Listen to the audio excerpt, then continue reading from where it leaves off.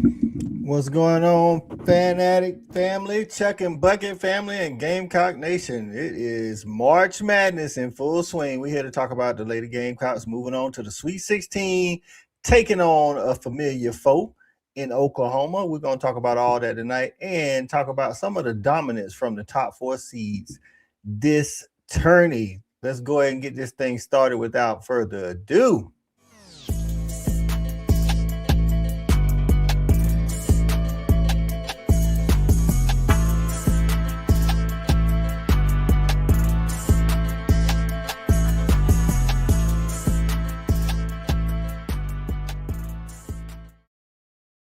Welcome in to Chuckin Buckets. I'm the host for the live stream tonight. I'm Coach I. Got my guy, the Stat Guy, and KB on the microphone. Listen, if you're new to the Fanatic or the Chuckin Bucket Podcast, we talk all things Lady Gamecock basketball on the Fanatic. We talk SEC football.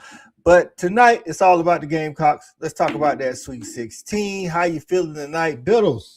Man, I'm good, man. It's glad to be back on the live, man, talking about our Lady Gamecocks, man. That's right, man. Sweet 16 is here, Stat Guy. How you feeling? Hey, you know, when the bracket came out, I had it circled. Been hungry for some get back since January 22nd. Facts. Oklahoma did take the first matchup, man. Listen, we got some people in the comments already. That's what I'm talking about. Pharaoh, what's going on, Pharaoh? Up in here early. I appreciate that.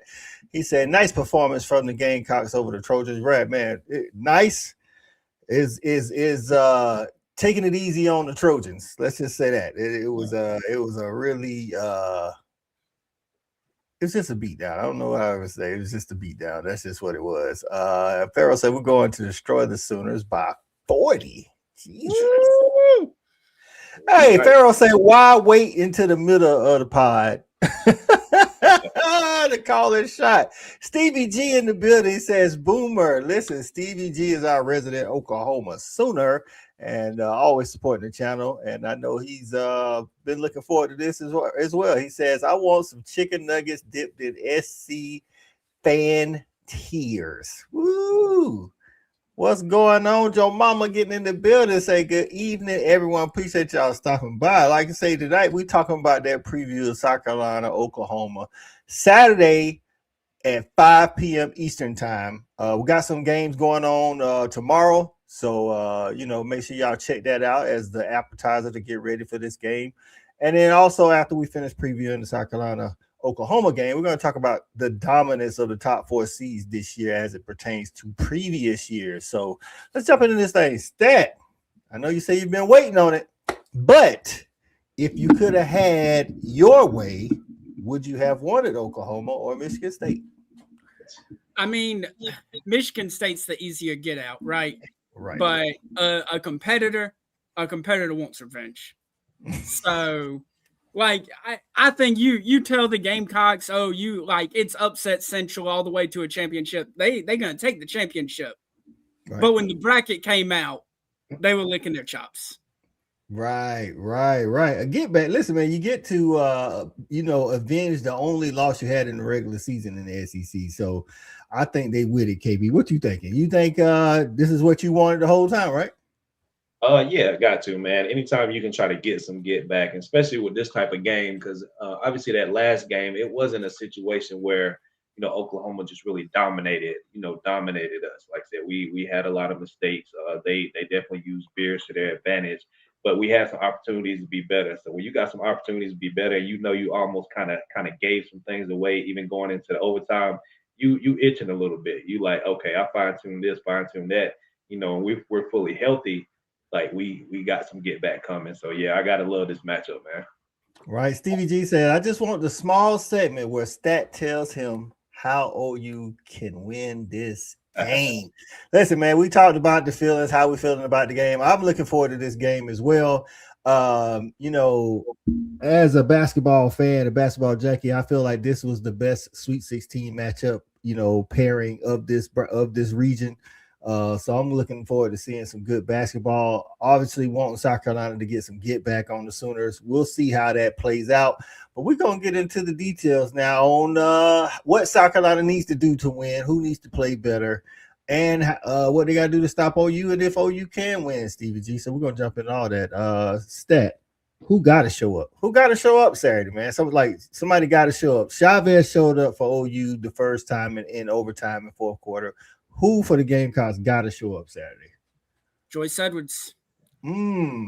In the first meeting, what I want to say 12 points, but it was on like 3 of 12 shooting.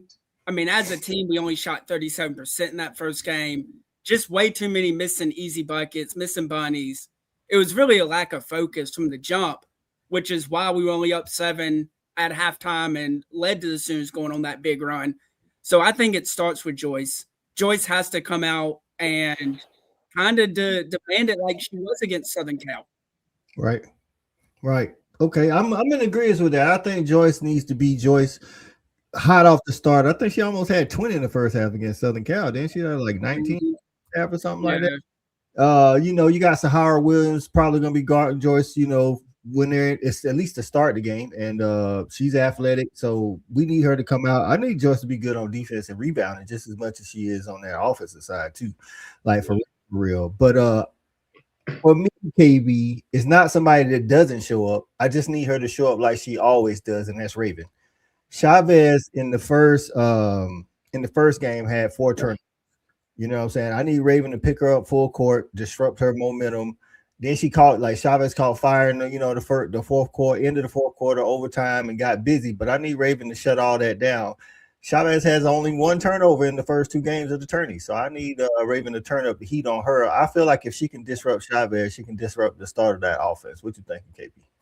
Man, we know Miss Consistency. She's definitely got to be there for us. Like she's been there for us all season. I don't think this being any differently going into this particular game. But if I had to also call out a player, man, we've had that Amber Alert out for our girl Latson.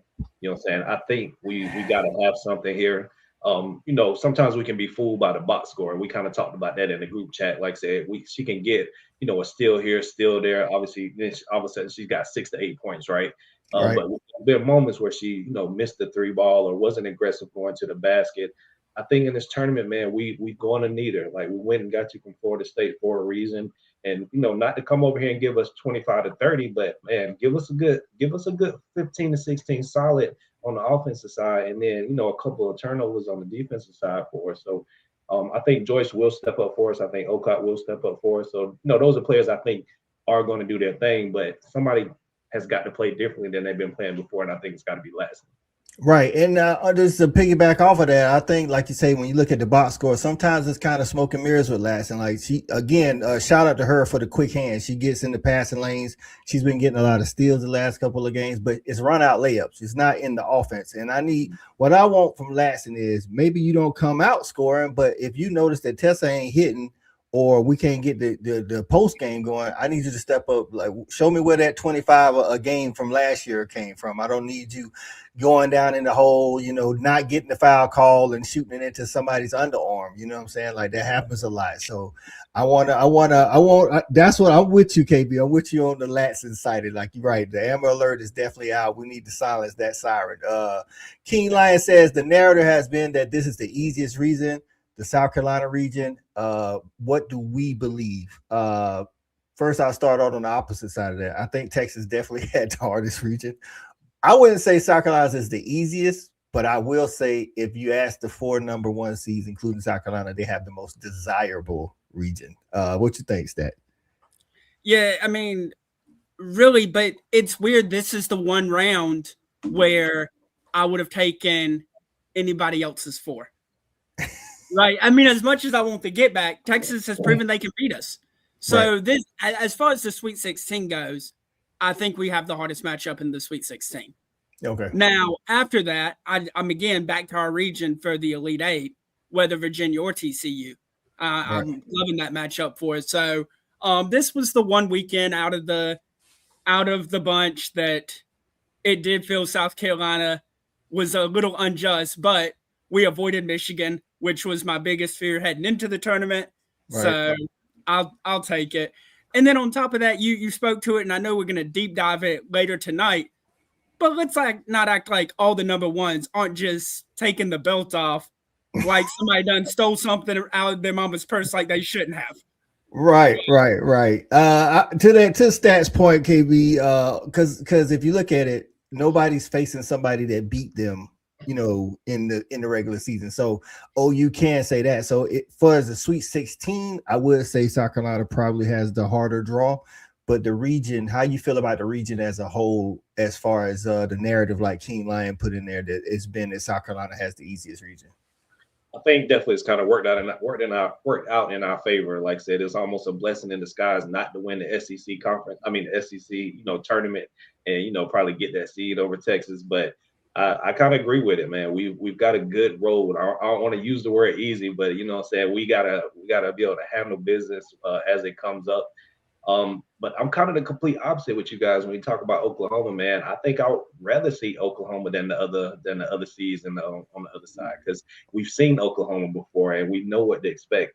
And a lot of times when you don't see a team and you just relying on the film, right? You just relying on the film. But when game speed get here, it's like, oh, where did that screen come from? Where did that back screen come from? But I think with Oklahoma, we know what we're going to get, and we can prepare a lot better against this type of team. I got you. Court Bentley getting in. Appreciate you getting in. So I think Gotti is going to have another great game. Okay, that's fair to say. So looking at just how South Carolina has been performing and OU's been performing, and you taking into account the previous game, this last game against Michigan State was tight for OU. So I know the girls have had a chance to rest, but mentally, OU had a way tougher, second round in South Carolina as far as the outcome. I wouldn't say the opponent necessarily was tougher, but styles make fights, and obviously Michigan State matched up well with OU. Now, OU came from behind against South Carolina the first match. They had to come from behind against Michigan State. I think that's one thing that Don and company need to watch out for, is that third quarter from OU. The first time against South Carolina, OU outscored South Carolina 25-16. Against Michigan State, they were down at halftime, came out on an 8-0 run. So that's one of the keys. I'm thinking like South Carolina has to be, even if they're up 10, because in the first game they was up 7 at halftime. So even if they're up like 10 at halftime, make sure OU don't get hot in that second half. So little things like that, I think coaching adjustments, like KB said, that could go to what KB said about it being an easier matchup, or not an easier matchup, the preferable matchup, because you already know Oklahoma. So they're going to come out hard in that third quarter. We know Reagan Beers is going to, do her thing. But it's something to take note, you know what I'm saying? So if we got to say, what South Carolina must do to win this game to assure a Elite Eight appearance, what we doing there, KB? But got to control the paint. I mean, it was obvious from the last game. We got to control the paint, and I think we got to use our depth a little bit more. I think rotation was tight that last game. We know how Don kind of gets in some of these, high key matchups, and definitely in the fourth quarter. And I think we're more seasoned than we were, back early in the year, where we trust our bench a little bit more. We can get McDowell a couple minutes here and there. Obviously, we know we get out of Gotti, but we can use it. Maddie, same situation as well. So we can easily go 8 deep. But to answer that question, we got to control the paint. We got to control the rebounds, and we got to front. We got to front our girl down low and limit those touches. For me, let Chavez beat us. Let us shoot them in the game or shoot them out the game. But we got to control the paint. Just roll the dice with Chavez so that they don't beat us down in the paint. Just before you go, Stat. Appreciate this. Joe Mama says LSU and Duke are in the Sweet 16. That's a rematch from the regular season as well. As far as styles making fights, I feel like LSU has the easier matchup right here, though, than South Carolina. Like South Carolina versus OU, to me, even though they play, I feel like LSU their style isn't good for Duke. But that's just, we can touch on that a little bit later. But what the Gamecocks got to do Saturday, what they need to do as a team, not necessarily individual player, but as a team, as a philosophy, to make sure that OU doesn't get a second win this time. Cut down live ball turnovers. Facts. Because against other teams, live ball turnovers are 2. Against OU, a live ball turnover could be the spark that sends Aaliyah Chavez out of this world. Right. Because she pulling. We know she pulling. Bruh. Listen, looking for the 3. She was 2 for 10 against Michigan State in the second round, and she don't care if she missed. She does have the Kobe mentality. She hunting. So cutting out on the live ball turnovers, and even if you start off slow with missing layups or whatever the case may be, you don't get away from who we are. And while the guards can score, we're going to win a championship on the back of Big Mama and Joyce. And you pound the ball inside. Right. Now, this goes to what you said about the live ball turnovers. Said the big reason Gamecocks lost the first game is they were simply outran. That shouldn't happen with this caliber of athleticism. That's true, because Don was in an interview this week or maybe last week after the win and said, before, she's always wanted to run and push the ball fast, but she didn't feel her core of guards were up to the task, whereas this year they are.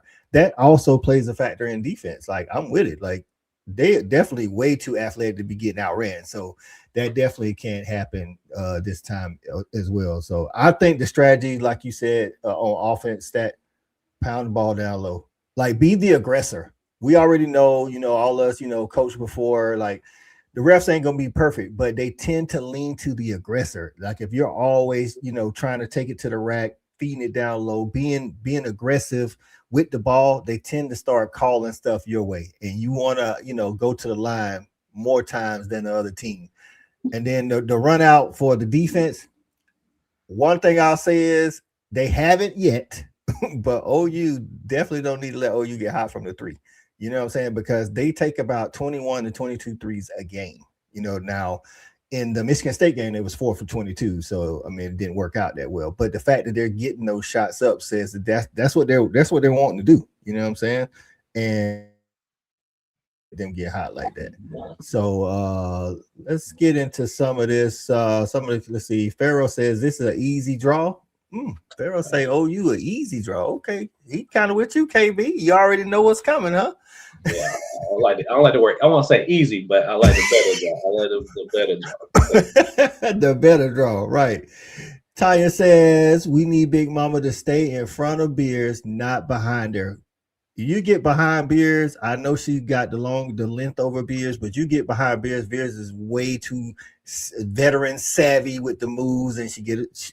Hey, if they don't call it, I'm not gonna say she gets away with it. They just don't call it. She known for chicken wing here or there, and if she is, not only is that prop more than likely going to be 2 points, but it's a chance for a foul on Okot, and you don't want her getting in foul trouble early. You know what I'm saying? Not that, we looking down on Dada or nothing like that, but I mean, that's a lot of body to be out there playing. You know what I'm saying? So I'm with that. I'm always with fronting the post anyway, because I'm not trusting the guard, if pressured the right way by Gamecock guards, to get that ball over Oko into the paint to Beers at a good pass. Like you can get it over her hands, but if you pressuring the ball the right way on the perimeter, then that makes for a harder entry pass. So fronting the post definitely makes sense there. Pharaoh says Oklahoma had like 30 turnovers in their last game. They did, I wrote those down. They had a sloppy game against Michigan State. They had they forced 22 turnovers, but they also had 21 turnovers. So that is correct. Like if we can get them to turn the ball over, that is a good point there. Because that leads to those Tanaya Latson 12 points a game run out layups. You know what I'm saying? So part of that, I think part of that too is just the style that they play. Right. They want 500 possessions a game. Like they don't care how ugly it looks. How can we get as many possessions as possible for both teams? They don't care. I mean, because in their mentality, the more possessions, the more shots, whatever, where law of average, they think they're going to come out on top. And so that's why you can't fall into that. I want to see us play fast, but this might be one of those games where if you can't set the tempo at the speed you won't, just because you also like to play fast, you don't play, you have to slow it down so you don't get into their game. Right, and that's where Raven's experience comes in, right? She seems to always know when they need to go fast, when they need to slow it down. That needs to be a key this time. And Tanya says we need Latson to be productive. She wasn't the last time. We need her to have a better shot selection. KB touched on this earlier, like the Amber Alert's out. You know what I'm saying? We ain't talking about run out layups. We're talking about in half court offense. You know what I'm saying? We need her to be a factor because currently, I don't believe, they are aware Latson's on the floor when they're doing film study, but it ain't like, hey, let's make sure she don't get no shot type stuff. Like if I'm the coach, that's not what I'm doing. I'm like, let's make sure Tessa don't get hot from the three. You know what I'm saying? Let's make sure we keep Oko and Joyce under control. And if we can do that, we win the game. We'll live with whatever Tanaya giving us because Tanaya ain't really gave us nothing. You know what I'm saying? If I'm the opposite coach, that's what I'm saying. So, yeah. That's a good call out, man. Where you think she is on the scouting report? Third?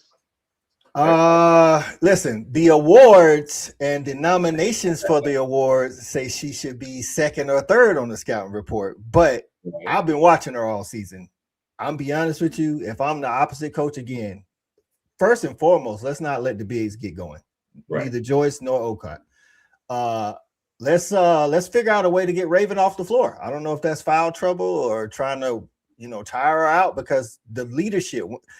Y'all know I'm a Maddie fan, but she ain't Raven right now with the leadership or and the experience. So let's find a way. So then Tessa, I'm gonna be honest with you. She fifth for right now. If I'm going like she fifth, you know what I'm saying? That's where I'm going with it. Stat, what about you? On the scout report, if you're the opposite coach, where's Latson fall in priority? Maybe sixth. You gonna go McKeer over her? Yeah, you probably gonna say McKeer. But not from necessarily that offensive standpoint, but when she's in the game, they have to understand like she gonna be up on you, and you gotta think different because she's so damn long, and she's quick. Like how many times have we seen somebody think they got one, and now she gets the recovery block? Like, oh, I got her on this little sidestep. No, you didn't. Like, so to me, now offensively, I think they're probably about the same. I wish Latson was as aggressive as McKeer with her drives. Like, that would be nice. But I think that McKeer's length and speed, because of the difference it brings, probably bumps her ahead of Latson as far as from a scouting standpoint and understanding what to do when she's on the court. Biddles, you asked the question. You the opposite coach. What you doing? Is she coming up in the scout report? Out of respect for the points for last year, this player could possibly get 25. That's the conversation. But the scouting report is still, I agree with you, that 1 through 4, like I said, the bigs down low, Raven from a leadership standpoint, from a defensive standpoint, because she's probably going to be on our best player, right? And ideally, we wouldn't want her in the game. And then from there, it's like, who can stop Tessa? Like, nobody been saying who can stop Latson. So we got to go with the T-shirts. You know what I'm saying? The T-shirts are saying who can stop Tessa. So that's got to be on the scout report. And at that point, it's like, which I've seen some of the scouting reports, like they laid off of Latson from the three, and she's missed some threes and just not being confident. Maybe she just can't shoot the three like that. Because I'm not familiar with her 3-point percentage from last year, but the scouting report is in. Right. Let's say that. And it's not even, like when we're in the group chat, my frustration ain't even like when she missed the three. It's not taking the three when you get it. When we got 10 seconds left on the shot clock and somebody swing it to you, like, and it's hand down, man down. Nobody's within, a foot away. That's a three. Shoot it. Like, what we doing?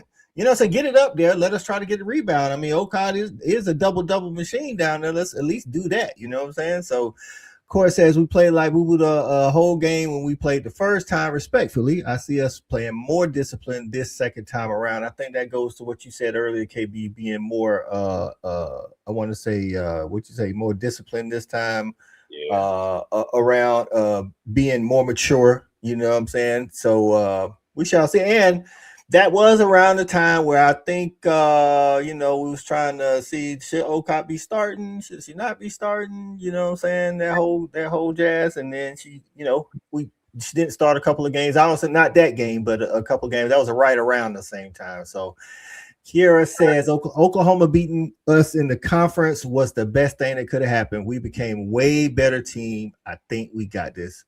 That lends to what you said earlier, KB, about, knowing what's coming. They did it one time. You definitely have a higher, appreciation for a team that's already beat you. I'm not saying they would take Michigan State lightly, but you ain't played Michigan State, you know what I'm saying? And it's all film. At this point, you know what Oklahoma can do. So we got a couple more comments to get to, and then we're going to continue. But before we do, let us pay some bills for the friendly people that help run the show. All right, y'all. Quick 30-second timeout. Let me put you on real quick. if you're listening to this, you already love women's basketball, and you know Elite is different. Elite looks different, sounds different, and feels different. Well, that's exactly how our friends at Kick-Ass Coffee Supply move. They're over in 5 Points, and this ain't regular coffee. This is top-tier championship-level coffee. They've got some of the best roasters in the world like Say, Onyx, Black and White, and DAC, all in one spot. So instead of paying for a mid-cup every day, you can make world-class coffee at home. And the crazy part, you're probably already spending the money. You might as well drink something that actually hits. So here's what you do. Pull up Kick-Ass Coffee Supply, 617 Hardin Street in 5 Points, Columbia, South Carolina. Tell them Chuckin Buckets sent you, and you'll get 10% off your order. That's it. Simple. Upgrade your coffee game the same way your favorite team upgrades their roster. And as always, go Gamecocks. That's right, man. Kick-Ass Coffee, 5 Points in Columbia. If you go down there, get you some good coffee and mention Chuckin Buckets to help out the show. Listen, man, let's take some of these comments, and we got a lot of comments to catch up on. So let's get into some of these comments. Let's see. Guys, let me go back, bro. We got a lot. We appreciate y'all getting in, by the way, man. Like everybody viewing on Facebook or YouTube, definitely appreciate that, and appreciate the comments jumping like it is. Pharaoh says, get the Sooners bigs in foul trouble. You can get Beers to sit down. That would be huge, because like outside of Beers, like no disrespect to Sahara, but or whoever comes in for Beers, that's just not the same as trying to play Okot down low. So That's a good call out. The bench is ready, and they will give 25 points. Listen here, Joe Mama. If South Carolina bench had 25, this is a win for sure, because the South Carolina bench in the past, in the natty runs, stats always told us how they led the nation, you know, in those years in bench scoring. That has not been the case this year. I mean, they come in, give good, you know, good reps, good breathers, but we don't get a lot of point production, you know what I'm saying? So 25 from the bench almost, I think, would almost guarantee, you know what I'm saying, a South Carolina win. What you think, Stat? Yeah, for sure. I mean, the thing is, I really think that it's so weird. We talk about it every year. Like, it feels like every SEC tournament or every NCAA tournament, it's somebody's coming out party. Right. And I think that McKeer is stepping onto the world stage and showing, hey, let's maybe not just talk about Jazzy. There's other freshmen out here that can do this thing. There it is. Tanya says, get back down the court. Oklahoma beat them down the court last time. I think that was talking about what you said, Stat, after SC scored. Minnie says rebounds. Like, yes, that's and rebound. Definitely a key. Big Mama has to stay out in front of Beers. Beers ate her up because yep, that's right. Definitely for sure. Stevie G says OU's one of the fastest pace to play teams, to be fair. That is correct. So I think that talks about, like KB, what Stat was talking about earlier, like knowing when to play that pace and knowing when to slow it down. So what are your thoughts? Because we talked about, I think we talked about this last time about OU with the when South Carolina had the possibility to play them in the SEC tourney, about how fast they can play, even when Beers is on the floor.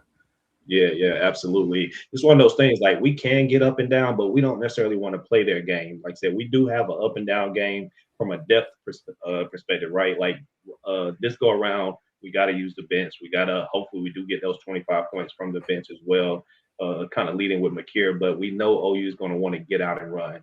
But we got to stop it. Like, we got to be able to play, a South Carolina pace. And don't get me wrong, when we're downhill and when we're on the fast pace, we look good too. And that's where Latson gets her 12 to 14 points, you know what I'm saying, on fast breaks. And we do look good on those perspectives. Right. Jamama, and I know some of y'all like, God, man, these comments are old, but hey, listen, we're trying to get through them, and that's what I'm saying. We like the comments. Jamama says we got the calls in the last game, but missed 11 free throws. True. That's tough, and lost by 6. Might have been George. But not even. But the game went to overtime. And if you don't miss the free throws, right, it don't even get there. And that was so. And guess who it was? The two you would expect to go to the free throw line, Joyce and Big Mama, and they were off. The one thing I will say, especially to the comment about getting Beers in foul trouble, we got her in foul trouble last time. Got her 2, I believe, in the first quarter, and then didn't take advantage. And if she comes out with 2 early fouls, it needs to be Joyce and Okote licking their chops. It's go time. Right. And Tanya was getting in earlier talking about how South Carolina needs to be the bully. You know what I'm saying? Go punch first. And that's what I was talking about. Be the aggressor. Because again, if you're ever watching a game and your team is not getting calls in basketball, just start paying attention to how aggressive they are on offense. If they're not aggressive and the other team is, refs tend to give the aggressive team the calls, even if it's not the right call. I'm not saying it's right, but that's just how basketball goes. A lot of times we pull our team to the side, like, hey, man, start going to the rack. Like, they're not giving you the foul because you're trying to avoid contact. Like, go get the contact. You might not get it a couple of times, but eventually the ref sees that you're trying to be aggressive, and they'll call fouls even sometimes when it's not a foul. So that's definitely was a good point. Joyce was able to draw out a lot of fouls. She needs to keep doing that for sure. Delta Rose says, if we can't play fast, we'll be fine. And if we can differentiate playing fast from playing sped up. That's what you talked about, Stat. Like, you know what I'm saying? Like, playing fast is you controlling the tempo. Playing sped up is playing at Oklahoma controlling the tempo. So Latson do layups because she is used to getting calls, but she don't get the foul calls. Stat, didn't you hit on this about her being about her playing ACC play? Hey man, the ACC, she was the free throw. She was shy before shy, man. Free throw merchant. But the problem is, if you look, like, I know we talked about Michaela Blakes gets to the line a lot, but she a bigger guard. Like, small guards don't get love in the SEC. They just need to shoot. Like, you ain't coming down into these 6'4", 6'5s of the world and just getting bailed out because you all out of control. Yeah.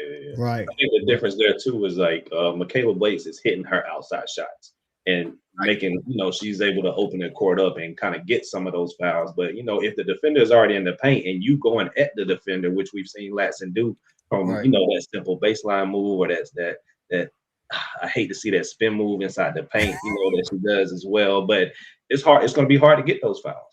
It is, but we talked about it in the group chat as well. Like, sometimes she'll do that and she doesn't get the shot off. Like, if you shoot it, at a taller defender and you don't get your shot off, it depends on where the ref is stationed. It looks like a block shot.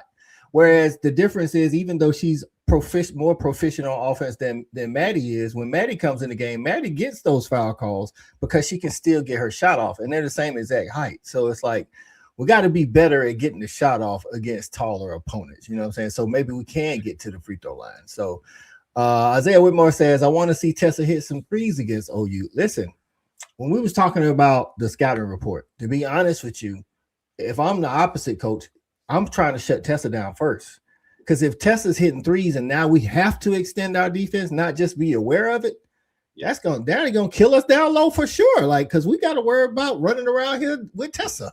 So I definitely don't want Tessa to get hot. So that's right. Like, South Carolina needs Tessa to hit those threes early and often. Now, she has been aggressive, so we can't, we came into the year saying we wanted her to be more aggressive on offense, and she's done that. But sometimes, it's not there, and we needed to be there. This is a Gotti game for sure, according to Tanya White.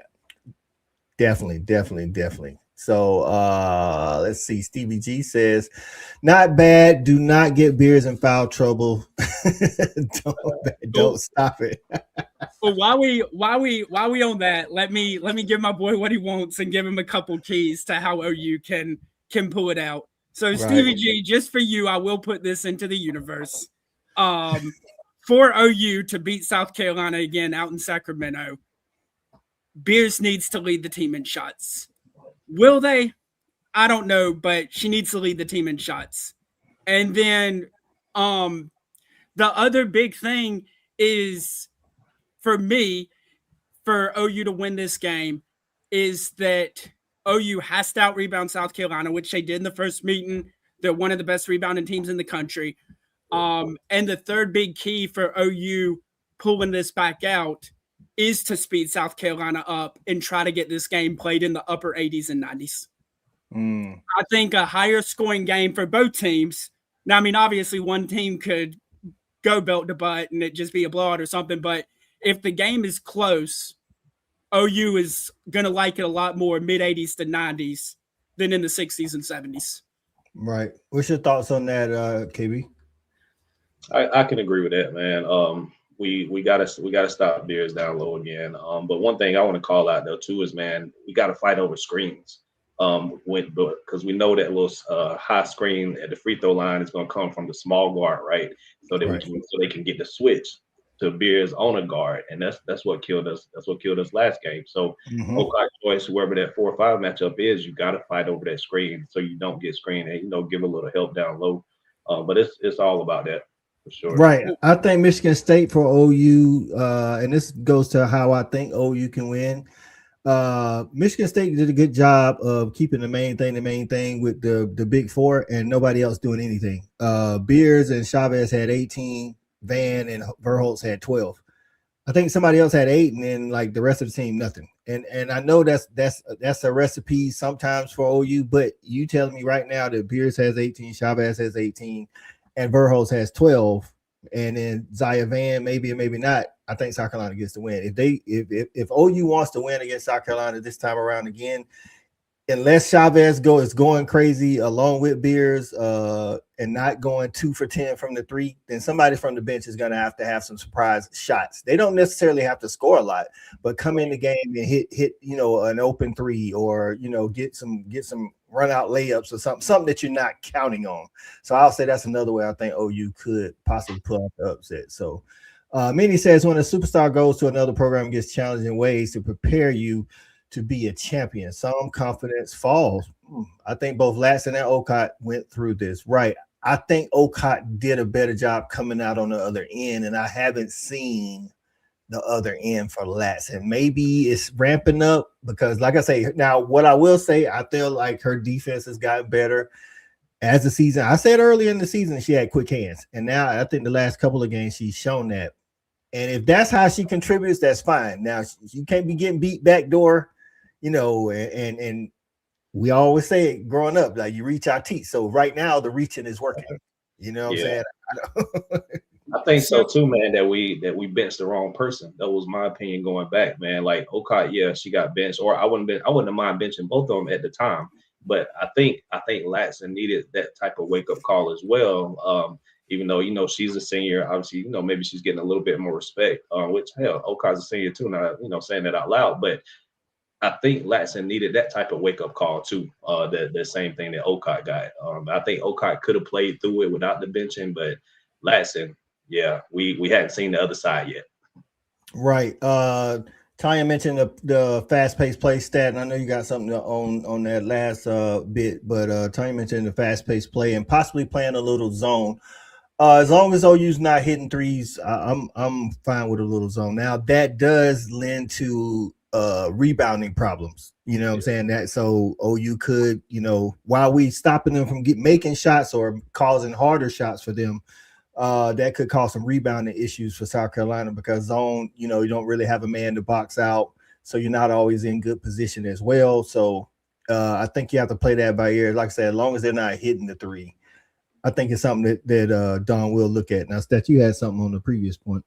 Yeah, so to that previous point, was for me that you put Latson and Oko. Yeah. So Latson's is a little bit different because she went from being the star of a team to now fitting into a role. Oko went to being just a role playing big to now being a focal point of the offense. And so it's kind of mirror image swapping, but I think that's why Latson maybe didn't need to get benched. I think you can kind of slide in. We might not have gotten the results we wanted. We were probably hoping she was going to give us 18 to 20 a game. She hasn't shown that aggression on offense, and that's been some of the letdown because we know she has that in her. Whereas for Oko, it was a little different. She's having a lot bigger role on a team with a lot bigger dreams than what she came from, which has to be hard, especially for somebody that's only been playing basketball 4 or 5 years. Okay. So you're thinking Okot at the time needed it more because of the role that she plays in South Carolina's success. I got you.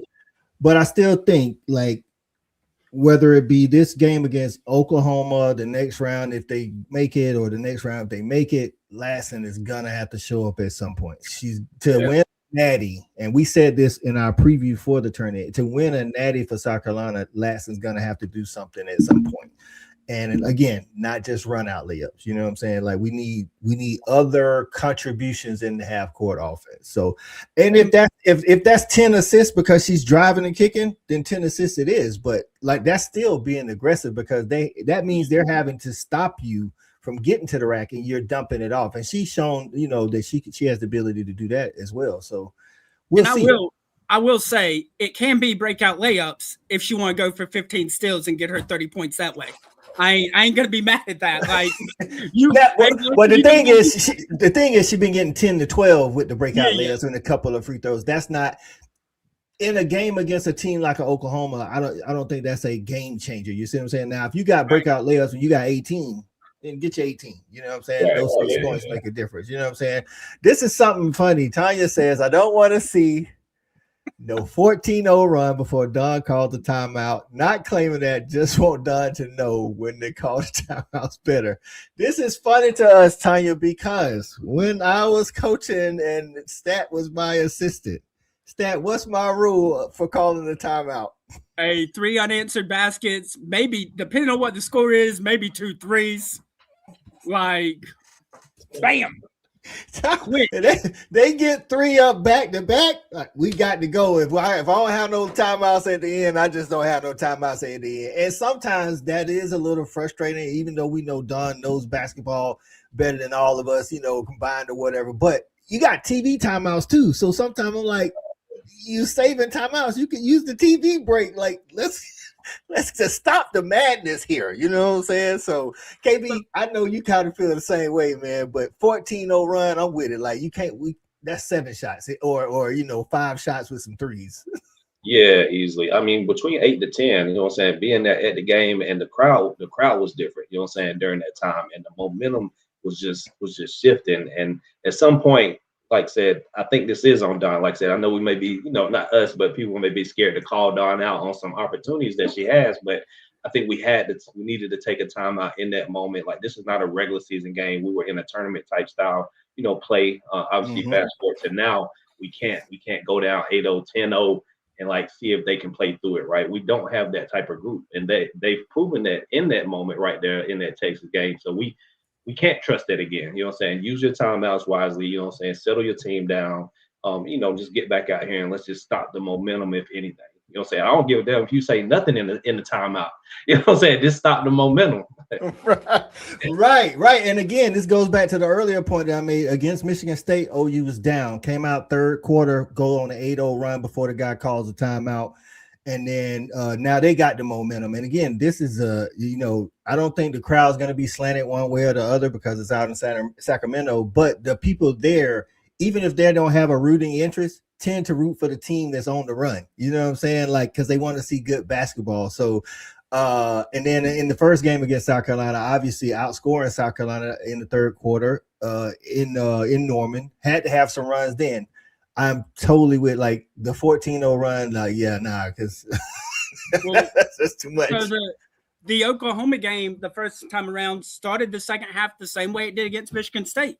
They were down 7 at halftime. They went on an 8-0 run to take the lead.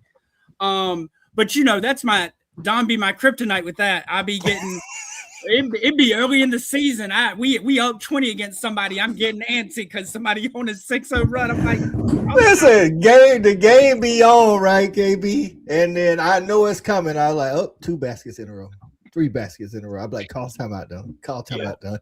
4 baskets in a row, 5 baskets, and the phone rings. And I look down at this stat. He's yelling, "Call it effing timeout!" Right. So here's the thing. At this point, Dawn is who she is. I know what to expect. Now, I will say she coaches games a lot differently once we get to this point in the season because it's one or done, and these teams can beat you. Early in the year, she almost puts their feet to the fire, puts them in adverse situations, and it's like, "Oh, you want me to bail you out because you playing bad? Nah, I'll figure it out." Right. And she said she's willing to lose games in the regular season to teach some lessons. Now, That can't be not in tourney time though. Not in tourney time. That can't be my philosophy because I hate losing. Right. So I don't care about no lesson. Let's get this win. But I'm not worried about us seeing a 14-0. The only way we see a 14-0 run without Don calling a timeout is if we up 40 when the run starts. Okay. Yeah. And that speaks to how good Don is, you know what I'm saying? Because Don knows her team. She knows how talented they are, how hard they work. We can afford a loss in the regular season and still make it to the tourney, you know what I'm saying, and get on our run. So, us, it's like we right now, you know what I'm saying? We're not looking at the trees behind the bush. We're looking at the bush. We need to dominate the bush right now. So, but man, we done pretty much broke that down. What I want to do is get some score predictions from the people watching, and we'll, as a panel, go around. We don't really keep up with the spreads as much in basketball as we do in football. But the first time, OU won by 6, 77-71. I'm going to say South Carolina gets a close win here. They won like 96-84. They beat us by 12. That was an overtime. You know what? I'm thinking about the Michigan State OU game. They won 77-71. I said that earlier too. Like you said, that's a higher scoring game, and I think that might favor Oklahoma. So I'm going to say, for it didn't slip, I'm going to say South Carolina wins 77-71, keeping the game in the 70s. What you got, KB? Yeah. I think it's an under 80 game though too. I think it's we see a lot more defensive type game in the first half, and probably go on a couple runs in the second half. But I like that 79-71, somewhere around in there. Come down to some free throws down late in the game, but I don't see a blowout though, unfortunately, Stat, because I know you might be going blowout range. But I think it's a close game. It's tournament time, get the ratings up, boost up women's basketball, but Gamecocks winning about 79-71. All right, and after we do our score predictions, we're going to jump into how dominant the number one seeds have been this season. Appreciate that, Court. Court says it's a 5-point spread, South Carolina over OU. Appreciate you looking that up. So that, look, I'm my 77-71. Hey, listen, we ain't no bet experts, so don't take my word for it. We just ain't here for entertainment, you know what I'm saying? But if you were to take that score, you would cover and make a little change. What you got, Stat? What's the score prediction here?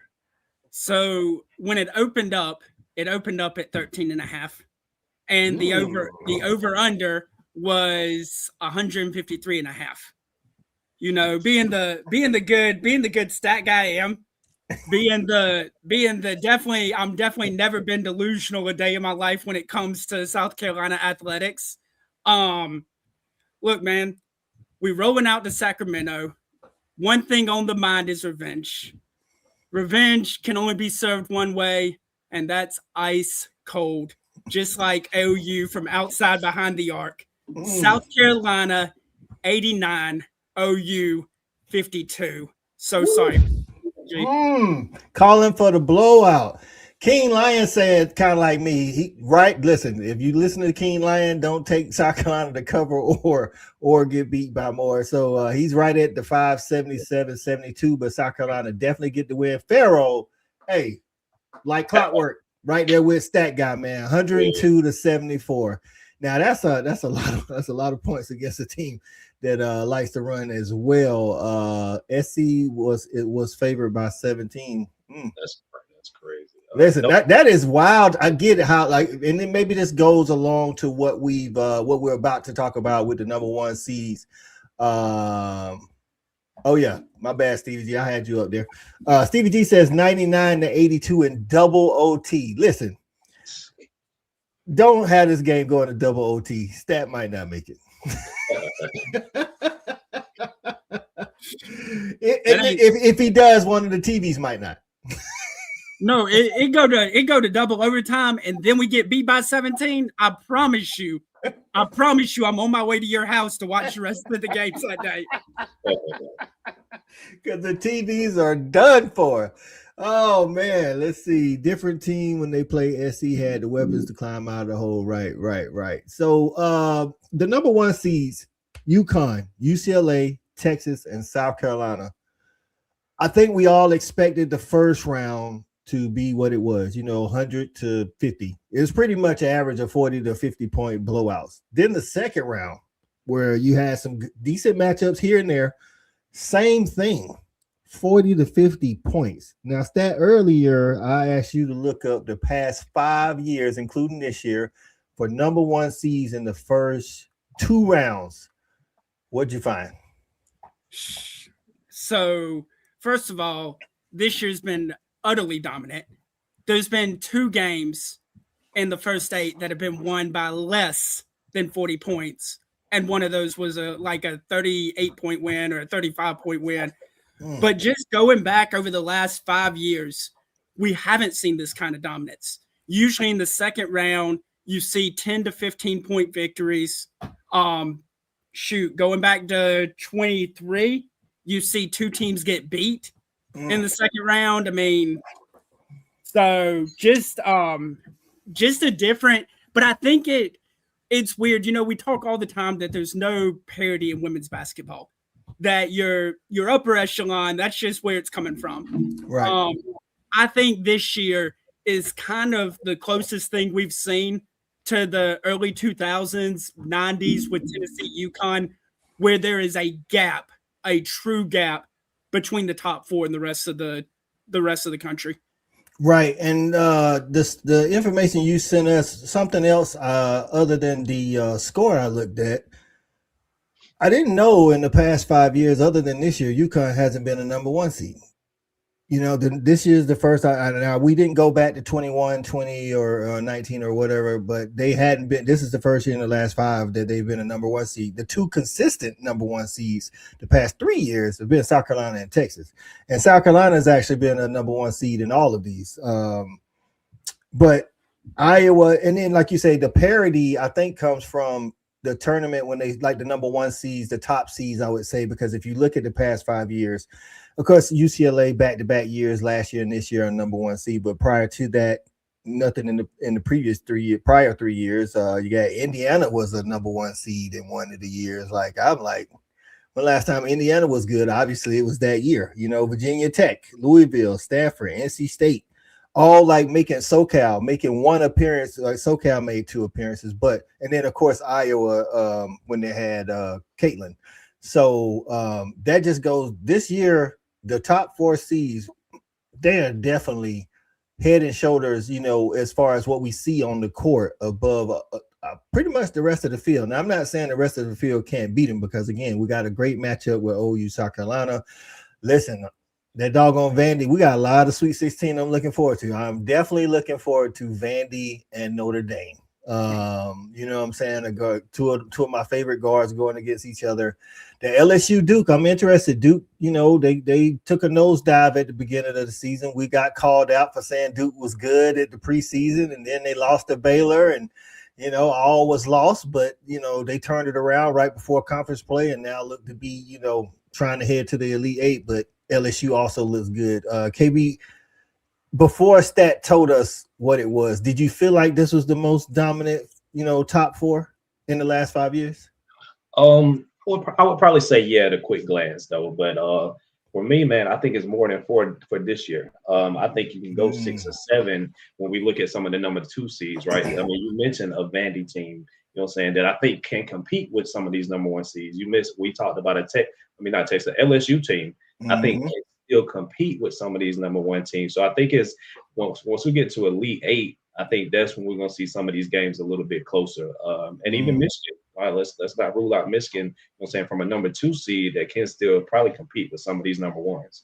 Right. I definitely agree. While I think that this top 4 has been the most dominant, obviously from the stats and from just watching, you know what I'm saying, like games are over at halftime, I still believe that this is going to be, if not the best, one of the better Elite Eights, Final Four championship games in the past 5 tourneys as well. Because like you said, you got Michigan, LSU, Vandy. I mean, if Notre Dame beats, you know, I'm high on Hidalgo, higher on Blake's, but high on Hidalgo as well. So we're going to see how that turns out. But I think whoever comes out of that matchup is going to give somebody a really good game. And while I think South Carolina can beat TCU, I think Olivia Miles got, you know, she got it in her head like, look, this is last year. You know what I'm saying? We gotta figure some stuff out. You know what I'm saying? We got to do it. So Nation Alliance getting in with the score prediction. Appreciate that. Says 109-63, another big blowout. Now, this would lend to what stat says. The top 4 seeds are just head and shoulders above the rest of the competition. So we shall see. Court says Hannah's going to give Vandy hell. I believe that. But I'm interested to see what if Hannah is matched up, which she should be. Now, Hannah technically is she's a combo guard. Sometimes she's listed as point. Sometimes she's listed as, 2, whatever it is. I'm interested to see who she matches up against because Vandy's freshman point guard is pretty good as well. So, Hannah led the nation in steals. Let's see if that happens against Michaela or the freshman. I just don't see that happening against Michaela. So while Hannah is going to give Vandy hell, I believe Blake's going to give Notre Dame hell. I don't think that can be the start out matchup. You know what I'm saying? Maybe fourth quarter matchup because we know Blake's is going to try to draw the fouls. And I think Vandy can go without Blake's for a little bit more than they can lose Hannah. Like I said, you got to have Hannah on the court and not in foul trouble. Right. Court, you say Michigan is so shifty. I don't trust them. You don't trust them as in sometimes they play good, sometimes they play bad, or you don't trust them like as in you don't want to see them because they are so shifty, like as in physical shifty. Let us know what you mean there. The reason for dominance because teams are more loaded in NIL. I can get with that. Texas, let's see. Let's go to the top 4. We got Latson and Ocott for South Carolina, as far as the transfer portal. With UConn, you got Sarah Williams. That's the only one, right? Mm-hmm. Yeah. And as far as from the portal. From the portal. Yep. Texas from the portal. Who they got from the portal? Nobody of relevance, though. I think so. And UCLA got Kiki Rice. Yeah. I mean, I can see it, but I think some of these girls, I think they're just getting better, to be honest with you. Well, and I think that's part of it too. You look at this, like South Carolina's added the most, but probably lost the most from last year. UConn lost the most because they lost Paige Beckers. But when you look at it like this, like so many other teams are so dependent on the portal, where these teams are just building. And they're just stable programs. Right. They don't have to reload. It's just plug and play. Right. Yeah. Okay. What you think? Yeah, I was actually going to say the same thing. Stat like you named those 4 teams, but they're just growing organically. You know what I'm saying? We might get a transfer here, a transfer there, but it ain't about paying them some money. It's like who can kind of just slide into the system. You know what I'm saying? We ain't trying to get the transfer to come in here and drop 30, you know what I'm saying, like maybe some other teams, but you say a Texas team, UConn team, South Carolina, UCLA, like majority of their players have been there the whole time. Right. I think that's some of the difference though too, when you talk about a continuity standpoint or being able to play with girls for 3 to 4 years and kind of know where they're going to be. I think that speaks volumes more than anything. Right. All right. So of course says the former sword disappears sometimes when she needed most. True. When she wakes, it's too late in the game, but it's March Madness, so we'll see. Yeah, I think that's what Stat was kind of alluded to, and we've talked about this amongst ourselves in our group chat and personally. Michigan, when they're on, honestly, they definitely could make the title game if they're on. You know what I'm saying? But to speak to the Court's point, when Sword it disappears, it's kind of hard. I just know they definitely are really good at running them sets, and I don't want to see none of the pin down, pop out threes that they was hitting South Carolina with last year. So I'm glad they're on the other side of the bracket. They're in South Carolina wouldn't have to see Michigan until the championship game anyway. So, but Michigan has to get through Texas, who Texas is playing some good ball right now, though. Yeah. So, who do you think for the Sweet 16? Is most likely to get upset of the 4 number ones, or anybody, just anybody? Anybody that could be upset. I mean, anybody that's playing a lower seed. Right off top, it'd have to be Vandy. I need to look at the rest of the Sweet 16 games, but right off top, I say it'd have to be Vandy because that's a 2-6 matchup if I'm not mistaken. So Court, I was going to hit this one. While it would make for a super nice storyline if South Carolina wins and Virginia wins, now Dawn's playing her alma mater, that kind of thing, and it's a Cinderella story. I'll be honest with you. I think this could get ugly for Virginia. I think the slippers come off. It's midnight. You know what I'm saying? Turn them back into a pumpkin. I think TCU gonna do them. So just for your knowledge, Virginia is only the second double-seeded team to ever make the Sweet 16. Mm-hmm. The last time it happened was in 2022 when this team that made it went out to Sacramento as well. They proceeded to win in the Sweet 16 as a 10 seed, right, and then get beat by 30 by South Carolina in the Elite Eight. So it could happen. Happen. Just put it in the universe. See, right. Sacramento, Virginia. Right. Your service. Listen. Now, one of the reasons why I don't think it's going to happen, I've watched TCU for a good bit this year. I feel like Olivia Miles has definitely elevated their play, and I had a mind's eye on Virginia simply because of I'm a UGA alum, and my Lady Dogs had them by 7 with 3 minutes to go and let it slip. And then, I watched them in the second round. I just don't know. And again, anything can happen. Like I say, I think this is one of the best fields of Sweet 16s that we've had. I think, but just looking at it, if I was going to call something, I'm gonna say Notre Dame over Vandy. I don't hate the Virginia over TCU though. KB, what would you say of the Sweet 16, which could possibly be an upset? I don't even know if you want to call this an upset, man, but I honestly think Duke can beat LSU. I mean, that's really more of a 2-3 type matchup, but man, it's about when you get to tournament time, it's about, which team is clicking, the rhythm that Duke is kind of in coming into, the end of the season, going into the ACC tournament. And not to say that LSU is not, in a rhythm as well, kind of blowing out teams right now from an offensive standpoint, but it's going to be a little different. Obviously, that first matchup, they jumped out on LSU, maybe 10, 12 or whatever it looked like, but, LSU was able to come back. But I think this is a different Duke team in the beginning of the year than it is now. So I can see Duke beating LSU. Okay. So for me, I will give you the upset of the weekend. Okay. And the upset of the weekend will take place in the Sweet 16. I know you're going to say Alabama over Michigan. No, Alabama got beat. Alabama. My bad. Not Alabama, but yeah. I got you. Kentucky is beating Texas. That's why I was there. And I was looking for it in the bracket play. I was trying to find it. You think Kentucky's gonna beat Texas, or at least in your bracket, you got to beat Texas. Hey, and we all know my bracket's perfect so far. I definitely didn't screw the pooch. Right. Corsair's same. He don't want folks to sleep on Duke, but LSU's going to bring the heat. It's going to be a great game nonetheless. And you're right, KB. It is about hitting your stride. You know what I'm saying? So right now, Duke, it seems like they're in their stride. Now LSU, again, if you look at the scores and you watch them play, but I think the last game they won by like 40 something. And Fuali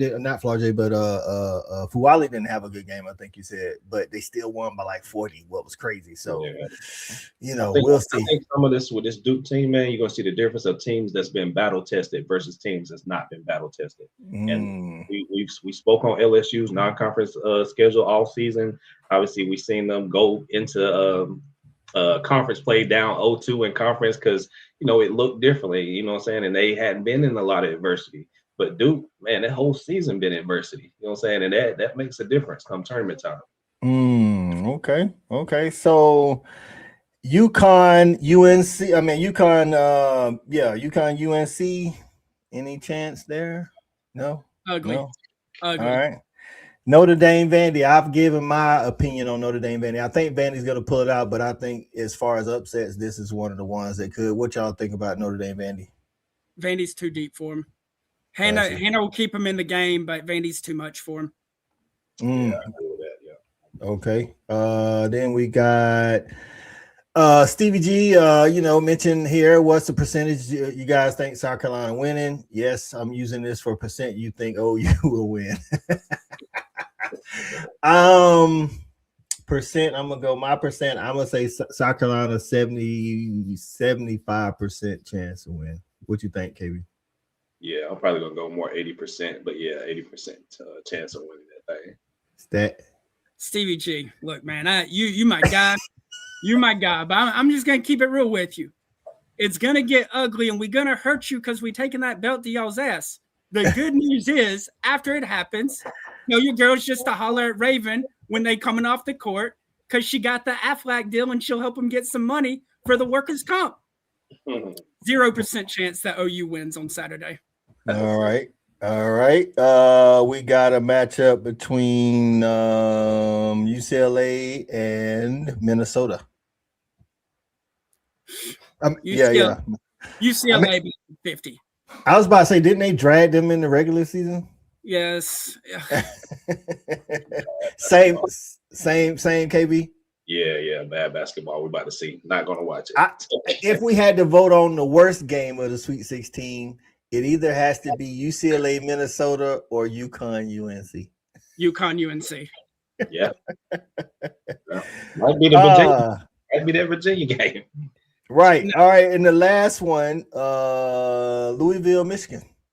We didn't talk about that. That's a 3-2 matchup.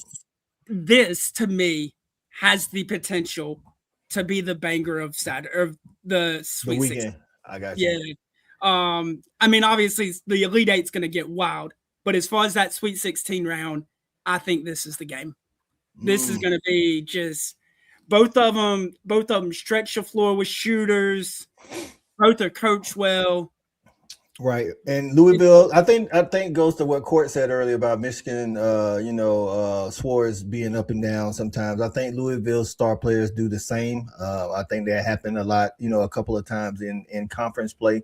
So I'm with you. Like, this probably could lead to be one of those double overtime games that Stevie G was calling out earlier for South Carolina and OU. Let's see. After watching SC Biggs perform over the weekend, they're going to perform from here on out. Louisville takes the win, but I'm like 60-40 on that one. Hot take. Ugh.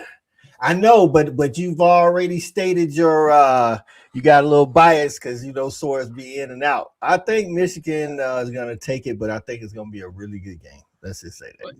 I will say this, and I don't know if I've told y'all this. Y'all know how high I am on Chloe Kitts Jr., Miss College Track from Kentucky. Right. Olivia Olson from Michigan is probably my favorite person that does not play for the Gamecocks to watch play basketball. Okay. So I think Miss Olson gonna give them like 25-27 and lead Michigan to the victory. Okay. So we got the Sweet 16 Friday and Saturday, and then we got the Elite 8 Sunday, Monday. Should the Gamecocks win in the Sweet 16, we'll be doing the preview again, dropping on Sunday, fellas. Yes, sir. All right, just like we did this prior weekend, we will. I know that's not our normal schedule, but because of the tournament, we'll drop a preview. If South Carolina wins, we'll drop a preview for the South Carolina Elite 8 matchup with whoever wins between TCU and Virginia. We'll drop that. It'll be out at 10 a.m. Eastern time on Sunday. And again, we'll be live next Thursday at 9 o'clock to hopefully preview South Carolina going into the Final Four. So we shall see. KB, what you got for the people before we get up out of here? Man, maybe one more shout out, man. I know we was on the Makira bandwagon early, man, just giving a lot of praises where praises due. But I'm gonna take y'all back a little bit, man. Maybe a couple years when we had the tournament Tesla came on the scene, right? You know what I'm saying? And even let's give a shout out to Full Wiley too, man. Without those two girls in that championship game, we don't win that game. So fast forward to now, we've got a freshman that can be tournament of Makira. You know what I'm saying? They can probably take us on a little run down here from a bench perspective. So I like it. I like all the positive talks, and let me go ahead and put that in the air for y'all boys. Makira. Tournament. Makira. Okay, I see you. All right, listen.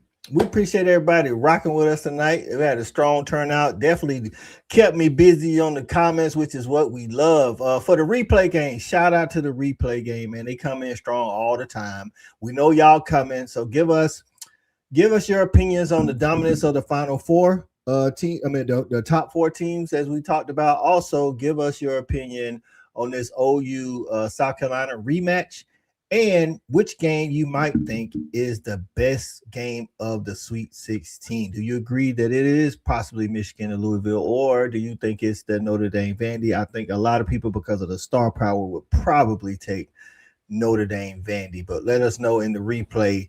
Go ahead and take us out of here, Stat. Man, KB, it was right there in front of you. Right there in front of you.